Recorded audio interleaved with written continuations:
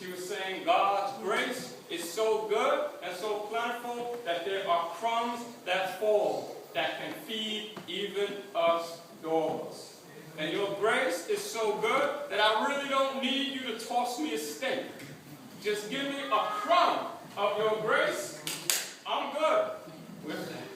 Do you understand the statement of faith that was? The other thing is this.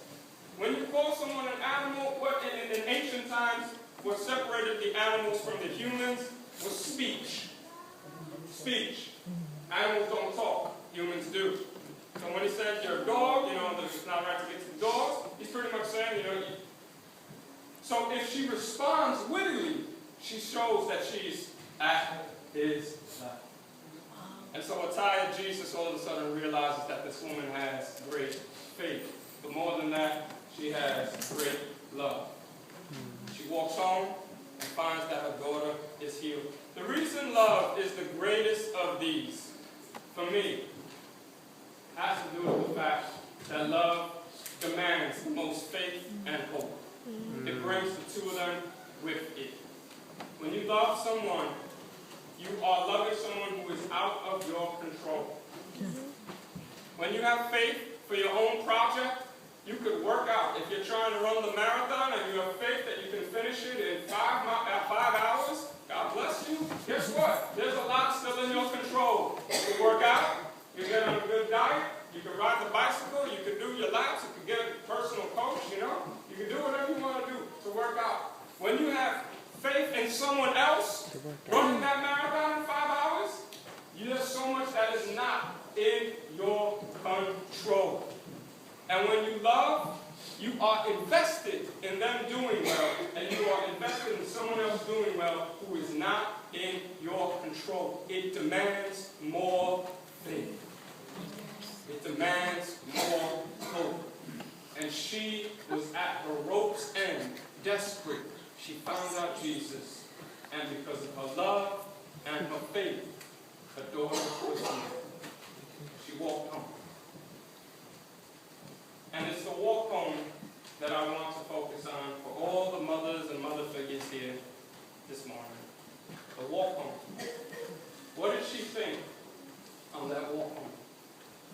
Did she kind of doubt what he was saying? Did she wonder, is it true that she's healed? Did she picture in her mind what the healing even looked like? Did she wonder if she would have to go back and ask him again? Did she doubt? Was she excited? I wonder about her walk home. One of the reasons I want to focus on the walk home is because I want to suggest to you that you, women in our lives who love us, that your influence goes beyond when you are in front of us, touching us, saying hello to us. That your influence is felt by us, even at a distance. That you have influence that can be felt even from an absence.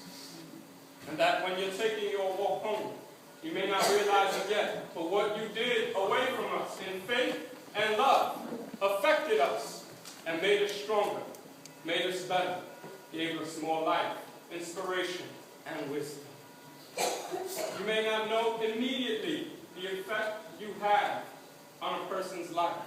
You may not know immediately the effect you have on your family's life.